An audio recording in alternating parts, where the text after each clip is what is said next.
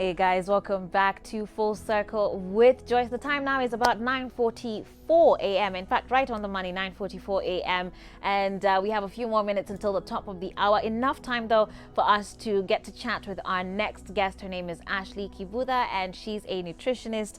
Karibu sana. Asante sana. Great to see you again. Thanks for having me. You're most welcome. Today we want to talk about debunking food myths. Yes. And there's quite a number of them out there. So how about we jump straight into it? Sounds great. There's the one about carbs. Yes. Are they good or are they bad, and do we need them? This is my soapbox. I'm going to talk about carbs until I die. So we absolutely need carbs. Carbs are good for us. They're our body's #1 source of fuel, and our brain needs them to function optimally. So we need at least 130 grams a day just to do the bare minimum. So when I hear people that are going carb-free, keto, all these sorts of things, it gets very concerning.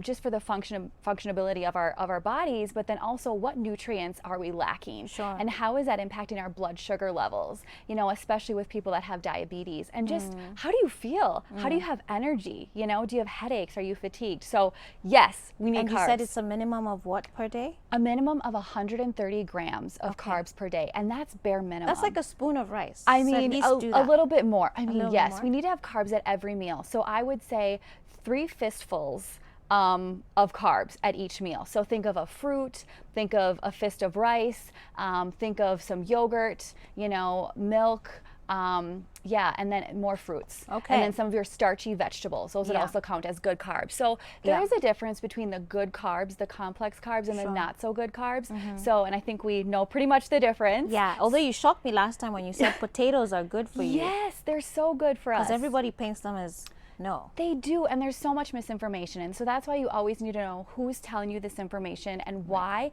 and what are their resources. Right. You know, where are they getting this from? And I guess a big part too is how then you also prepare the carbs. So Absolutely. This is not justifying going out to eat fries. I was like, well, Ashley said I can eat white potatoes. But everything in moderation. You got to enjoy your fries too. That's true. That's Yes, true. Okay, yes. okay. So have your carbs, and you're right, because it's also very important for us to say things from an informed perspective. Yes. Because you can't go around saying that, you know, carbs don't do this because you just did, you know, a little Yes. YouTube research. Exactly. And then if someone is diabetic or they're struggling with their blood sugar, you know, don't be an advisor to anybody when you don't have the qualifications to do so. Absolutely. Thank you so much for saying that. And it matters too. What sites are we going to? Just a quick Google search isn't going to give you the answer. Sure. So we need to look for .org, Mayo Clinic, Harvard School of Public Health, the World Health Organization. And if you go and check those sources, they're going to tell you the latest science-based information, not just an opinion. The internet is a good thing, but just be careful with how you use it too.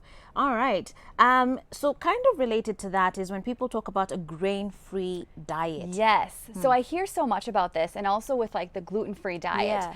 So there's this idea that humans are not supposed to have grains, or they're hard on our digestive system, things like that. And that's simply not true. And when we avoid grains, you know, it's harder to get those good carbs, and it's harder to get a lot of nutrients. So we can actually become deficient in iron and fiber, which is so essential for good health, for our cholesterol levels, for heart health overall. So when we're avoiding grains, we're truly avoiding a lot of, you know, really good nutrients that we could be getting. And I want to ensure everybody that yes, we can absorb and digest grains. You know, of course, we want to make sure that they're whole grain and not refined, because then we're going to get more of those nutrients. But grains are good for us, and humans can absorb and digest them. Absolutely. Yes. All right. So that kind of touches then on this whole gluten-free thing. It's not necessarily healthier then. Exactly. So I want to acknowledge that there is people out there that do have true celiac disease, which is an allergy to gluten. You know, but it's really only 1% of the entire world's population. It's not every other person you meet on the street. Yeah. You know, so I do want to acknowledge that, but it's not healthier to be gluten-free. Gluten is actually a natural amino acid, or a building block of protein. So it's not some additive put in food. It's truly natural. It's just that some people are allergic to it. And so now the diet world kind of took over and said, hey, let's try this fad diet.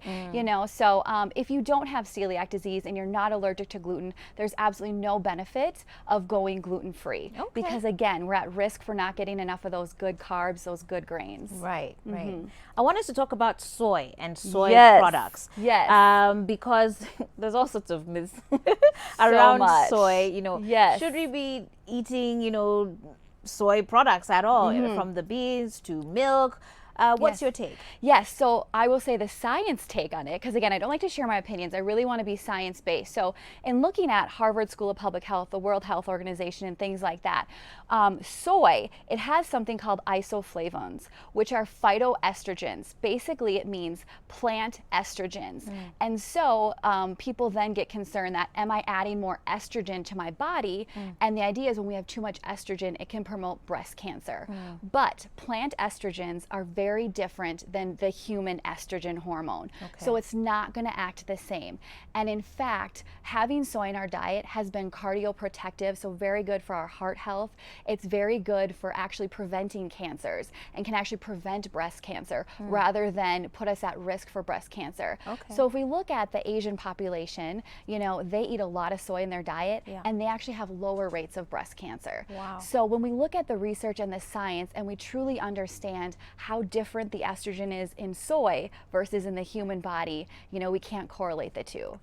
And it's also important too to look at, when we're looking at studies, you know, is this study done on animals or humans? Because again, we're very different in how we metabolize things. Does that make sense? Absolutely. Yeah. Obviously, an animal that is, you know, a herbivore would metabolize soy very differently than a human who is also a carnivore and has just a completely different genome system. Absolutely. Or like a rat compared to a human. It's very different. And then we look at the amounts. How much soy are they actually giving to this rat to get the increased rates of cancer? You know, so we also have to consider that as well. So in general, soy is very good for us. It's definitely recommended.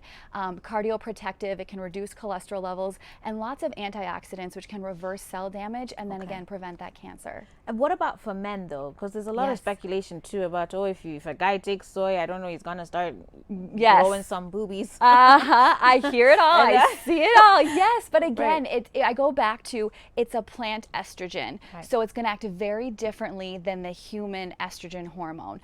So that's not gonna happen. Yeah, so it's safe for them to have it. I mean, you can have 3 servings a day. Wow. And it's a good source of protein. It's a good source of protein. It's actually a complete protein, meaning that it has all of these essential amino acids that we need. Yeah. Let's talk about coconut oil, because that obviously has been like trending for a few years now. Cooking with coconut oil. There's a time I think people were doing like coconut oil pulling, like they were trying to drink it or something. I don't know what they were doing. Pull out some toxins. I've heard it all, really. I want it to go away. Yes. So again, this is another one of my soapboxes. So coconut oil, I don't know how it was called a good fat, because when you look at it chemically, it is a saturated fat completely. And saturated fats increase our cholesterol levels. And we're supposed to have no more than 12 to 15 grams of saturated fat for our entire day. And in 1 tablespoon of coconut oil, you're getting 13 grams of saturated fat. So how this is healthy, how this is good for our cholesterol, how this is good for our heart is absolutely beyond me. Don't they keep saying it's good cholesterol or something? Yeah, that it's a good saturated fat, but it's not true. It's not. One of the good saturated fats is called stearic acid, and that's particularly found in red meat, not in the coconut oil.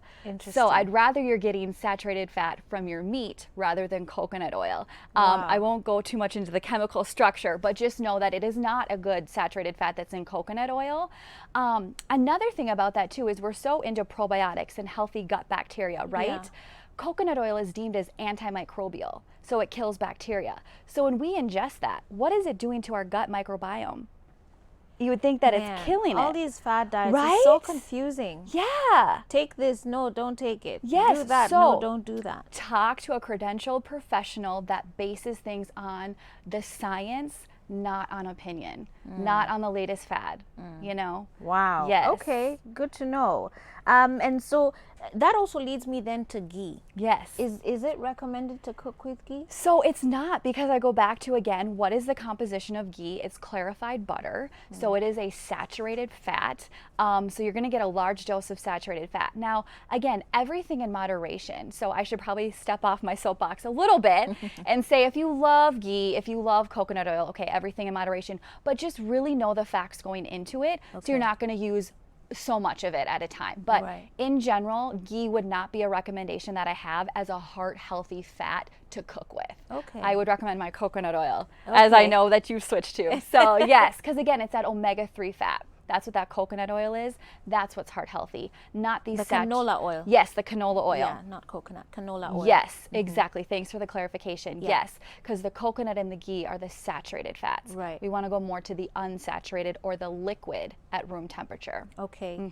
And still with that then, Yes. because one of the other fats that's liquid at room temperature is sunflower oil. Yes. Very common. I'm seeing also corn oil. There's Yes. all sorts of variations now of liquid fats. I think as we've understood, okay, all these vegetable fats might not be the greatest thing. Yes.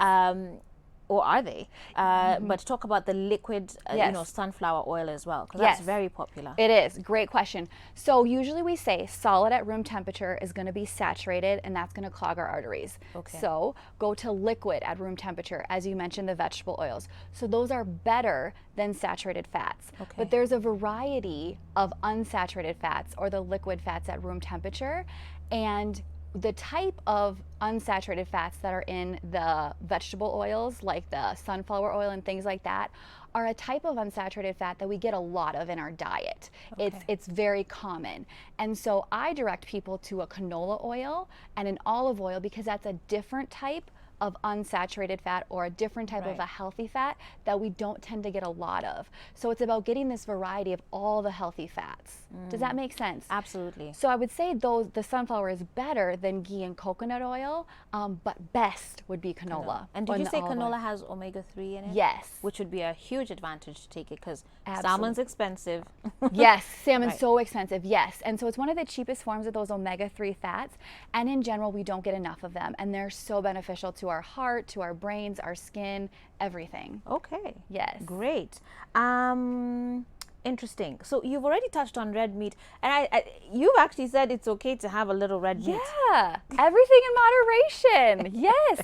So the thing with red meat is when we talk about proper portions, what is a serving? I know people are going to be freaking out on your SMS here, but it's the palm of your hand or a Okay. deck of cards. Okay. Okay. In reality, So it's Now, not a lot, It's not a lot, but it's something. But it's something, yes. And you can have that every day, every meal if you really want, because we have to enjoy our food and eat Yeah. what we like. But what I would say is when you're selecting your red meat, make sure that it's the lean cuts. So choosing something with the word loin or chop in it, or making sure, so like a pork chop or a sirloin steak, things like that. Or when you're at your local butcher in Ushago, tell them to cut off the fat and take the piece of like just the pure meat, Okay. because now it's going to have less of those saturated fats. All right. I want us to talk about eggs because there's tremendous debate about eggs. Are they good? Are they Yes. bad? Should I only be eating the egg whites? Should I eat the yolk as well? Yes. What's your take? Yes, so we need to eat the whole egg. It is Yes. so nutritious. It's so tasty. In fact, if you just stick with the whites, you're missing out on most of the nutrition in an egg. So the reason that eggs got a bad rapport is because the yolk has a lot of cholesterol. And that's true. The yolk does have cholesterol. But pay attention to this next statement because it's very confusing. Cholesterol in food does not increase the cholesterol in our body. What does is the saturated fat. So that's why we need to limit our saturated fat. Okay. And the cholesterol levels that are high in egg yolks are okay. They're not going to impact the cholesterol in our blood. So, Interesting. yeah, does that make sense? Yeah. Yeah, so that's why we want to switch away from the ghee and the coconut oil and take the fat off of our meat and go to those liquid forms. So essentially, I'm better off having eggs which have cholesterol Yes. than coconut oil which has saturated fat, because that's Absolutely. going to, the saturated fat is what's going to increase cholesterol in my body. Yes. Wow. You got it. That's exactly it. So it's really confusing. And again, when you're out here, just looking at social media and you're just looking at all these different random websites, you get so confused. So again, this is all that science-based perspective. Yeah. Oh my goodness. Ashley, I still have so many things to ask you, but unfortunately my time is up. Are you serious? So I know it's gone so quickly. I think we're going to have to do a part 2. What I do you guess think? so. We do. Yes. We're definitely going to have to do a part 2. But in the meantime, if someone Yes. has any burning questions, how can they reach Yes, you? they can find me on It's Time, so it's.time, spelled like the herb, on Instagram, or at fettle.ke, which is a new meal kit company coming to Kenya soon. Okay. Yes. Okay. Yeah, because there's lots of questions here. Lily from Eldoret, thank you so much. Milk carbs. I thought it was protein. I've been living a lie. Oh my gosh, No. we have to do a take two. We of do, this. because that's a really good question. Yeah, yeah, absolutely. And someone is asking if sugar is bad for people with ulcers, and they also say you're very beautiful. Oh. So, thank you for coming to Asante this sana. show. And thank you to all of you guys for your company today. We're going to look into doing a part 2 of this discussion. Until tomorrow, have yourselves a wonderful day, and we'll see you soon. Ciao.